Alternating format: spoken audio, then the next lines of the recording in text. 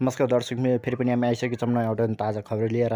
दर्शकहरू, महरासँग जोडिएको महरालाई बलात्कार आरोपमा लाएर कारागार पुर्याउने रोशन साई अन्तत मृत फेला परेकी छिन्। मृत भने कसले बनायो अथवा आत्महत्या गर्यो भने पुष्टि हुन बाँकी नै छ भने यतिखेर यिनीहरूको चर्चा भएको छ भने बुढा पनि उनीहरूको नरहेको भनेर पुष्टि भएको छ। महरा प्रकरणमा जोडिएकी रोशनी साई मृत फेला परेकी छिन्। तत्कालीन सभामुख कृष्णबहादुर महरालाई बलात्कार आरोप लगाउँदै कारागारसम्म पुर्याउने रोशनी साई मृत फेला परेकी छिन्। उनी आइतबार भक्तपुरमा मृत फेला परेकी हुन्।